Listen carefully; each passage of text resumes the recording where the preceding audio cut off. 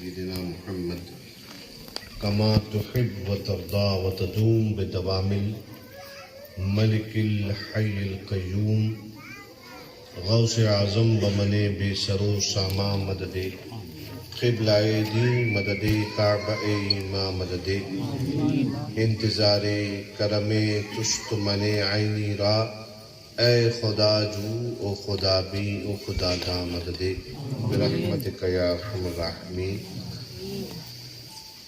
حاضرین منبر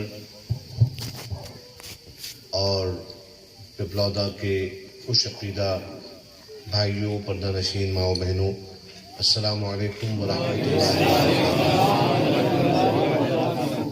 نحمدہ ونصلی ونسلم علی حبیبہ الکریم، اما بعد فاعوذ باللہ من الشیطان الرجیم، بسم اللہ الرحمن الرحیم۔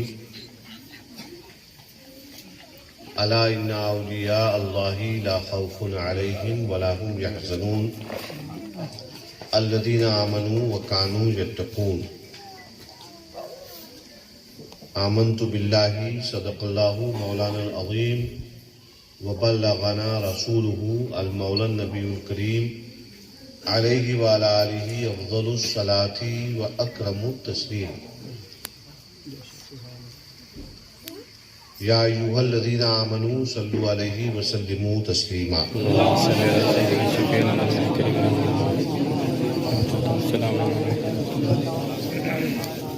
اللہم صلی علی محمد وعلی آل سیدنا محمد کما تحب وترضى وتدوم بدوام الملک الحی القیوم۔ 11ویں کے پرو پر موقع پر ہم اور آپ یہاں پر ایک شخصیت کے نام پہ جمع ہیں جن کا نام ہے عبد القادر جیلانی، جنہیں ہم لوگ عقیدت اور محبت سے حضور غوث پاک کہتے ہیں، غوث اعظم کہتے ہیں، دستگیر کہتے ہیں، روشن ضمیر کہتے ہیں، شہباز لامکانی کہتے ہیں، محبوب سبحانی کہتے ہیں۔ تو اتنے بڑے بزرگ اور ہمارے اتنے بڑے ہمارے سلسلہ قادریہ کے امام حضور غوث پاک، 11ویں کا جو پرو ہم مناتے ہیں یہ دراصل یادگار ہے غوث پاک کی سخاوت کی، تقویٰ و پرہیزگاری کی نشانی ایک یہ ہوتی ہے جہاں پر نماز قائم کرنا اور دیگر جو ارکان اسلام ہیں، روزہ، حج، زکوٰۃ ادائیگی وغیرہ، ان کی پابندی کے ساتھ ساتھ قرآن پاک میں اللہ نے ارشاد فرمایا وَمِمَّا رَزَقْنَاهُمْ يُنْفِقُونَ، اور متقی وہ ہیں جو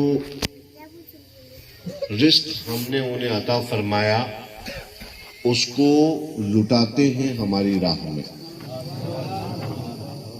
تو ہمارے پیران پیر اس 11ویں کے پرو پر ان کی عادت کریمہ تھی کہ آپ جو ہیں وہ غریبوں، ناداروں، ضرورت مندوں کے درمیان فتوحات جو آپ کے پاس آتی، جو نظر و نیاز آپ کے پاس آتی، آپ اس کو تقسیم فرمایا کرتے تھے، اور یہی تاریخ چلتی چلی آ رہی ہے۔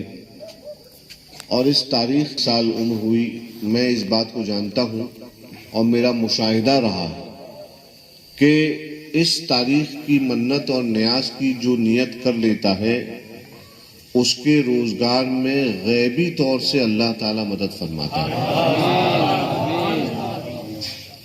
ایک عجیب بات ہے، ایک عجیب کرامت ہے، بزرگی ہے غوث کی 11ویں کی نسبت سے۔ جو کوئی 11ویں سے اپنی نسبتیں جوڑ لیتا ہے، اور میں نے کل منصور میں ایک بات عرض کی تھی، میں اسی کو یہاں پہ ریپیٹ کر رہا ہوں کہ یہ جو بزرگوں کے لنگر ہیں بزرگوں کے لنگر میں جو برکت ہوتی ہے اس برکت کا راز کیا ہے؟ اگر آپ راز تک پہنچ جائیں تو آپ سمجھ لیجئے آدھے سے زیادہ میدان فتح کر لیں گے، آپ زندگی کا میدان فتح کر لیں گے۔ اور ایک چیز جسے ہندی میں کہتے ہیں سنتشٹی، یعنی اطمینان، وہ آپ پا جائیں گے۔ اور انسان کیا چاہتا ہے؟ انسان یہ تو چاہتا ہے کہ وہ سنتشٹ رہے، وہ سکون سے رہے۔ آج کی دنیا میں یہ جو آج کل کی انٹرنیٹ اور فیس بک وغیرہ کی جو دنیا ہے، اس دنیا میں انسان اپنے موبائلز میں اتنا گم گیا ہے اور سوشل میڈیا کے معاملات میں اتنا جسے کہتے ہیں گھوم رہا ہے وغیرہ وغیرہ، کہ اس کو اصلی زندگی سے اب کوئی ربط رہا نہیں۔ اور کہتے ہیں ہر کوئی میرے پاس آتا کہتا ہے حضرت ہم لوگ ٹینشن میں ہیں، حضرت ہمیں ٹینشن ہے۔ یہاں تک کہ جو چھوٹے چھوٹے بچے ہیں 7th 8th اسٹینڈرڈ کے، وہ لوگ بھی ننھے منھے بچے، وہ بھی آتے کہتے ہیں حضرت ہم کو بہت ٹینشن ہے ہمارے پیپر کے بارے میں۔ تو بھائی ایسا ہے کہ یہ لفظ ٹینشن جو ہے یہ آپ سے دور ہو جائے گا اگر آپ لوگ بزرگوں کے لنگر سے سبق حاصل کریں گے۔ دیکھیے میں آپ سے ایک بات صاف بتا دوں، میں رسم کی بات نہیں کر رہا۔ لنگر یعنی کھانا پکانا یا اناج اکٹھا کرنا یا مال و زر وغیرہ اور اس کو بانٹنا، تقسیم کرنا، ایک جگہ بیٹھ کے کھانا، یہ تو ہوتی ہے رسم۔ میں بات کر رہا ہوں اس رسم کے پیچھے جو فلسفہ ہے، میں اس فلسفے کی بات کر رہا ہوں۔ اس فلسفے کو آپ لوگ سمجھنے کی کوشش کیجئے کہ ہم یہ نیاز کرتے ہیں، جیسے آپ سے نوجوانوں سے کوئی پوچھے گا کہ تم یہ 11ویں کی نیاز کرتے ہو تو کیوں کرتے ہو، تو آپ کے پاس جواب ہونا چاہیے کہ ہم لوگ اس لیے کرتے ہیں۔ اسلام میں اگر آپ عبادتیں دیکھنے جائیں گے تو ہر عبادت کے اندر اپنا ہی نہیں سب کا خیال رکھنا اسلام کی ہر عبادت میں انوارے ہے۔ نماز کے اندر آپ اکیلے اللہ کی بارگاہ میں بندگی کا سر جھکا کے اللہ تعالیٰ کی رضا لے کے نہیں چلے جائیں گے، بلکہ ایک ساتھ آپ کو جماعت میں کھڑے ہو کر اللہ کی بارگاہ میں بندگی کا ثبوت دینا ہے۔ کیوں دینا ہے ثبوت؟ تاکہ شوکت اسلام جماعت مسلمین کے ذریعے جو لوگ دیکھیں کہ مسلمان ایک جٹ ہو کر اللہ کی بارگاہ میں سر جھکا رہا ہے، اس سے شوکت اسلام ظاہر ہوتا ہے۔ روزہ سال بھر کھاؤ پیو موج مستی کرو، 11 مہینے خوب کھاؤ پیو، اور ایک مہینہ ایسا آئے جس میں اللہ کے حکم سے کسی نے روکا تو نہیں نا آپ کو، آپ کا کچن سامگری سے بھرا ہوا ہے، آپ کے ہاں راشن بھرا پڑا ہے اللہ کی عطا سے، اس کے حکم سے، چولہے میں گیس کے اندر گیس سلنڈر بھرا ہوا ہے، تو آپ کو کسی نے روکا تو نہیں ہے نا رمضان میں صبح میں اٹھ کے کھانا پکانے، چائے بنانے وغیرہ سے، فریج میں سے بوتل نکال کے پانی پینے سے کسی نے روکا ہے آپ کو؟ نہیں روکا ہے نا۔ مگر آپ رک رہے ہیں، آپ اپنے آپ کو روک رہے ہیں کہ نہیں، سورج اگتے ہی نہ چائے پیوں گا، نہ پانی پیوں گا، نہ ایک دانہ منہ میں ڈالوں گا۔ آپ روک رہے ہیں، کسی نے روکا نہیں آپ کو، آپ روک رہے ہیں۔ کیوں روک رہے ہیں؟ کیونکہ آپ یہ کہہ رہے ہیں اور آپ اس بات پر ایمان اور یقین رکھتے ہیں کہ اس مہینے میں 11 مہینہ جس اللہ نے مجھے رزق عطا فرمایا، اس نے فرمایا کہ بندے تجھے اختیار ہے کہ تو دانہ پانی اپنے منہ میں ڈال لے، مگر رک جا، مگر رک جا۔ تو اس کے روکنے سے ہم تھوڑی سی دیر کے لیے سورج طلوع سے سورج غروب کے بیچ میں ہم کھانے پینے سے رک جاتے ہیں، اپنی نفسانی خواہشات کو ہم ان کی قربانی دے دیتے ہیں۔ کیوں دیتے ہیں؟ کیونکہ وہی مجموعی بات کہ تاکہ ہمیں محسوس ہو کہ بھوک کا درد کیا ہوتا ہے، بھوک کسے کہتے ہیں۔ تو میں اپنی بات پہ آ جاؤں، ٹائم تو میں تقریر تو میں کرنا بند کر چکا ہوں۔ میں نے مولانا ماجد سے بھی کہا تھا کہ بھائی میں تقریر اب نہیں کرتا، کیونکہ بھائی ایسا ہے کہ پہلے خود آدمی عمل کر لے، اس کے بعد جو ہے دوسروں سے کہے کہ بھیا تم عمل کرو۔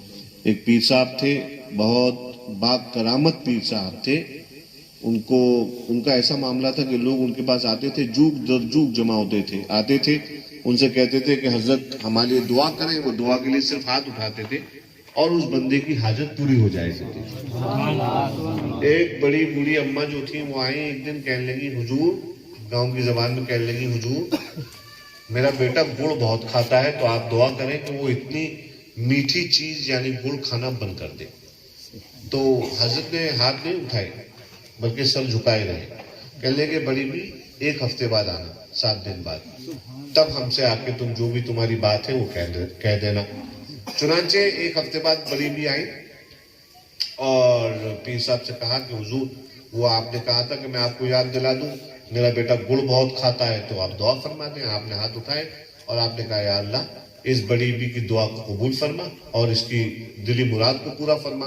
ان کا اتنا کہنا تھا. بڑی بی گھر پہ گئی، بیٹے نے گڑ کا جو معاملہ تھا کہنے لگا اماں اس کو تقسیم کر دو باہر، مجھے آج سے اب میں اتنا نہیں کھاؤں گا، مجھے پسند نہیں ہے. تو بڑی بی نے تقسیم کیا، فوراً پیر صاحب کے پاس آئی، کہنے لگی کہ ارے حضرت آپ کی جو دعا میں ایسی تاثیر ہے، آپ اسی دن دعا فرما دیتے تو 1 ہفتے پہلے میرا بیٹا گڑ چھوڑ چکا ہوتا.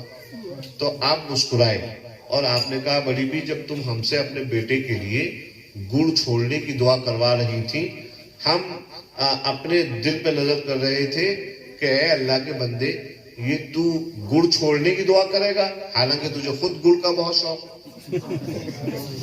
ہمیں خود گڑ کا بہت شوق تھا، ہم خود بہت گڑ کھاتے تھے، تو ہم تیرے بیٹے کے لیے گڑ چھوڑنے کی دعا کیا کرتے. لہٰذا پہلے ہم نے تجھ سے کہا کہ 1 ہفتے بعد آنا، کیونکہ ہمیں گڑ چھوڑنے میں 1 ہفتہ لگا. تو ہم نے سوچا کہ ہم تجھے ایسی بات کیوں کہیں جس پہ ہم خود عمل نہیں کرتے. تو اس لیے ہم تو ابھی میں نے مولانا ماجد صاحب سے کہا، میں نے کہا عبد الماجد صاحب سے میں نے کہا کہ ایسا ہے حضرت کہ پہلے ہم اس منزل میں ہیں کہ پہلے ہم خود ہی اللہ تعالیٰ کے احکام کو اچھی طرح بجا لائیں اور اس کے بعد اپنے بھائیوں سے کہیں کہ بھائی تمہیں یہ کرنا ہے اور تمہیں یہ کرنا ہے. ہاں جو ہم نے بزرگوں سے سنا اور جتنا عمل کرتے ہیں اتنا ہم بتا دیتے ہیں لوگوں کو بھیا یہ کر لو.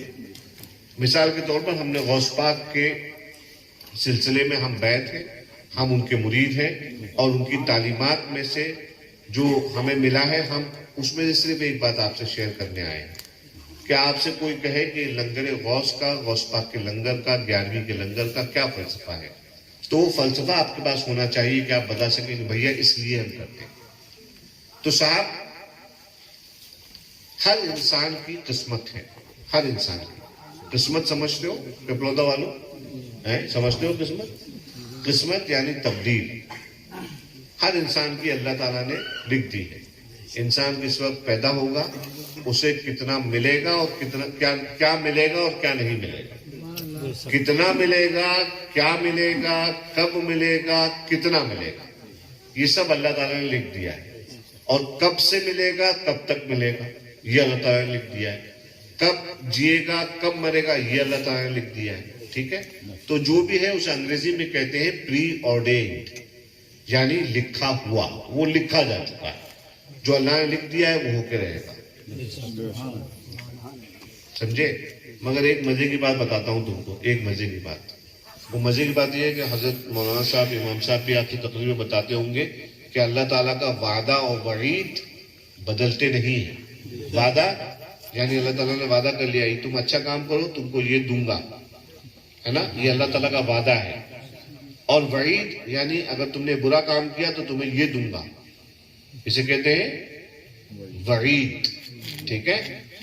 ایک بات میں آپ کو بتاتا ہوں اس سلسلے میں، ایک لطف کی بات مجھے بیچ میں یاد آ گئی کہ وعدہ اور وعید بدلتے نہیں ہیں، مگر ایک مزے کی بات یہ ہے کہ بندہ وعدہ اچھی چیز پہ ہوتا ہے، وعید بری چیز اور گناہ پہ ہوتی ہے. بندے نے اگر نیت کر لی اچھے کام کی تو اللہ تعالیٰ اس کو فوراً اس کا اجر عطا فرما دیتا ہے، ثواب دے دیتا ہے. اور وعید کو روک کے رکھتا ہے جب تک کہ کر نہ لے. سمجھ رہے بات کو. اس کے بعد کرنے کے بعد بھی اگر توبہ کر لے تو وہ بھی جو ہے اللہ تعالیٰ اسے درگزر فرماتا ہے. بہرحال تو جو اللہ تعالیٰ نے جو تقدیر لکھی ہے اس تقدیر میں کیا ہے کہ بھائی میں جیسے مثال کے طور پر ایک انسان ہوں، میری تقدیر تھی فلاں تاریخ کو پیدا ہوا، اللہ کا حکم جب تک زندہ رہوں، اور پھر جتنا دینا تھا اس کو اس نے مجھے دیا. عطا فرمایا وغیرہ وغیرہ. تو اب میری تقدیر کیا ہے؟ 2 پوائنٹس کے بیچ میں ہے، ایک بگننگ اور ایک اینڈنگ، اور اس کے بیچ میں جو بھی ہے وہ میری تقدیر ہے. سمجھ گئے آپ لوگ؟ اسی طرح سے آپ لوگوں کے ہر ایک کے معاملات ہیں، یہاں تک کہ سمندر کی گہرائیوں میں، پتھر کے اندر جو گہرائی میں جو کیٹاڑو رہتے ہیں، اللہ تعالیٰ نے ان کی تقدیر بھی لکھی ہے. سمجھ رہے؟ ان کی تقدیر بھی لکھی ہے اللہ تعالیٰ. بہرحال ہم لوگ یہاں پہ اپنے بارے میں بات کر رہے ہیں کہ اتنی بگننگ اور اینڈنگ 2 پوائنٹس کے بیچ میں ہمارے لیے لکھا جا چکا ہے. اب بزرگوں نے کیا کیا معلوم ہے آپ کو؟ بزرگوں نے یہ کیا، خاص طور پہ ہمارے سلسلہ قادریہ اور سلسلہ چشتیہ کے بزرگوں نے، ہمارے غوث پاک نے اور ہمارے خواجہ اعظم نے، ان دونوں حضرات کی جو کے سلسلے پہ اگر آپ غور کریں گے تو انہوں نے کیا کیا؟ انہوں نے صرف ایک کام کیا، انہوں نے دسترخوان بچھا دیا. سبحان اللہ. اپنا دسترخوان بچھا دیا. اب ان کا دسترخوان ان کا دسترخوان ہے، یعنی جو کچھ اللہ نے ان کو عطا فرمایا تھا انہوں نے دسترخوان پہ رکھ دیا، مگر خود نہیں کھایا. انہوں نے کہا آؤ مولانا تم بیٹھ جاؤ، آؤ مولانا تم بیٹھ جاؤ، آؤ حافظ صاحب آپ بیٹھ جاؤ، آئیے بھیا آپ بیٹھ جائیے، آؤ بیٹا تم بیٹھ جاؤ. سب کو بٹھا دیا اس پہ، اور پھر اللہ سے عرض کیا کہ اللہ اب یہ دسترخوان صرف تنہا سبطین حیدر کا دسترخوان نہیں ہے، اب یہ امام کا بھی ہے، اب یہ مولانا کا بھی ہے، اب یہ حافظ کا بھی ہے، اب یہ فلانے کا بھی ہے، اب یہ فلانے کا بھی ہے. تو اب کیا ہوا کہ دسترخوان تو سبطین حیدر نے بچھایا تھا، مگر اس ایک دسترخوان پر جس پہ سبطین حیدر کی محدود تقدیر تھی، اب وہ تنہا میرا دسترخوان نہیں رہا بلکہ اس دسترخوان سے کئی لوگوں کی تقدیریں جڑ گئی. تو جس دسترخوان میں ایک پکوان تھا لوگوں کی تقدیریں اس پہ جڑی اتنی بہت ساری، تو ان سب کی قسمت کا پکوان اس میں موجود ہو گیا اور رزق میں برکت میں اضافہ ہو گیا. تو لنگر کرنے کا بنیادی فلسفہ ہے اپنے رزق میں برکت پیدا کروانا اللہ کے حکم سے. سمجھ گئے فلسفہ؟ بہت سمپل سا فلسفہ اس کا. اور یہ فلسفہ لنگر کا صرف 11ویں کے لیے نہیں ہے، 11ویں تو ہمارا پرو ہے، ہمارا قومی پرو ہے. 11ویں الحمدللہ ہم خوش عقیدہ سنی مسلمان ہیں. ہم لوگ غوث پاک والے ہیں نا، اور ہم لوگ خواجہ صاحب والے ہیں، تو ہم لوگوں کا یہ قومی پرو ہے. زندگی کا ہر دن ہمارے لیے یہ ہمارا سبق ہونا چاہیے کہ ہمیں اپنے ہر کام میں، اپنے ہر جو نعمت اللہ نے ہمیں عطا فرمائی ہے، اپنے گھر والے، اپنے دوست احباب وغیرہ، ان میں سب میں تقسیم کر کے رہنا چاہیے. کیونکہ بھائیوں دیکھو یہ کرونا نے جو آج کل کووڈ چل رہا ہے، جس میں دیکھ رہا ہوں کہ یہاں پہ کوئی فی الحال تو وہ ہے نہیں سوشل ڈسٹینسنگ، اس کو ہلکا مت لو، اس کو ہلکا مت لو. یہ کرونا ایک حقیقت ہے، صرف ہندوستان میں نہیں پوری دنیا میں. اس کو ہلکے میں مت لیجئے، آپ لوگ عمل کریے، سوشل ڈسٹینسنگ پر عمل کریے. بہرحال تو آپ نے دیکھا اس کووڈ کے اندر کیا دیکھا کہ موت و زندگی کا واقعی بھروسہ نہیں رہا. سال بھر میں پتہ نہیں کتنی موتیں ہوئیں، اللہ کے علم میں. کتنے لوگ، کتنے علماء گئے، کتنے ایسے لوگ گئے کہ جن سے واقعی میں سماج کا بہت بڑا کام ہو رہا تھا. ان لوگوں کو اللہ تعالیٰ نے کے حکم سے اٹھا لیا گیا، انتقال فرما گئے وہ لوگ. بہرحال تو صاحب ایسا ہے، موت و زندگی کا کوئی بھروسہ نہیں. اس لیے پیسہ اکٹھا کر کے رکھنا، زمین جائیداد کے جھگڑوں میں پڑنا اور اس کے لیے ایک دوسرے سے لڑائی کرنا، ان سب چیزوں کا کوئی فائدہ نہیں ہے. میں موت کو فیس کر چکا ہوں، اس لیے میں آپ کو ایک بات پریکٹیکلی بتا رہا ہوں. جو چیز خود دیکھی ہے اس چیز کو دیکھنے کے بعد جب انسان بتائے تو اس کا زیادہ اثر ہوتا ہے. اس بات کو سمجھ لیجئے کہ جب جان یہاں پہ ہوتی ہے نا تو اس وقت نہ پیسہ اچھا لگتا ہے، نہ زیورات اچھے لگتے ہیں، نہ زمین جائیداد اچھی لگتی ہے، نہ نام اچھا لگتا ہے، نہ شہرت اچھی لگتی ہے. کوئی چیز اچھی نہیں لگتی، کوئی چیز. اس وقت واقعی میں انسان کو محسوس ہوتا ہے کہ صاحب یہ سب چیزیں کسی کام کی نہیں. تو میں اپنے نوجوان بھائیوں سے یہ بات شیئر کرنا چاہتا ہوں کہ ابھی سے اس بارے میں آپ لوگ اس بات کو گرہ باندھ کے رکھ لیجئے کہ خاص طور پر جو اللہ تعالیٰ نے یہ مہاماری ہمارے سامنے یہ معاملہ کھڑا کیا ہے لا کر، اس سے خاص طور پہ ہم لوگ سبق حاصل کر لیں کہ دنیا ہمیشہ رہنے والی نہیں ہے، اور اس دنیا میں زندگی کی واحد سچائی موت ہے. The only truth of life is death. واحد سچائی زندگی کی موت ہے. تو اس بات کو یاد رکھیں، اور ہمارے غوث پاک نے ہم کو یہی سکھایا کہ تقدیر پر، اللہ کی لکھی تقدیر پر تم کامل ایمان رکھو. آپ نے فرمایا کہ جو لوگ تقدیر پر اعتراض کرتے ہیں کہ اللہ تعالیٰ نے ارے میرے ساتھ، لوگ کہتے ہیں میری قسمت پھوٹ گئی، یہ کیا ہوا میرے ساتھ، ایسا نہیں ہونا چاہیے تھا. جو لوگ تقدیر پر اعتراض کرتے ہیں، غوث پاک فرماتے ہیں کہ ان کا ایمان مر جاتا ہے، ان کا اسلام مر جاتا ہے.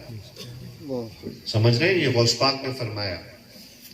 آپ لوگ خطبات غوث اعظم اٹھا کے کبھی پڑھیں تو آپ کو پتا چلے گا کہ غوث پاک نے اپنی ساری زندگی انہوں سے بھی ایک تعلیم دی، اور وہ تعلیم تھی تقدیر، قضاء الہی. اللہ نے جو لکھ دیا اس پہ ایمان رکھنا. اور جب بندہ والقدر خیرہ وشرہ من اللہ تعالی اس جملے پر عمل کرنے لگتا ہے اور اپنے دل میں اس کا عقیدہ بٹھا لیتا ہے کہ تقدیر کا اچھا برا ہونا اللہ کی طرف سے ہے، تو پھر کیا ہوتا ہے کہ پھر وہ ایک دم اس کا دل ایک دم سکون میں ہو جاتا ہے، سنتشٹ طبیعت ہو جاتی ہے.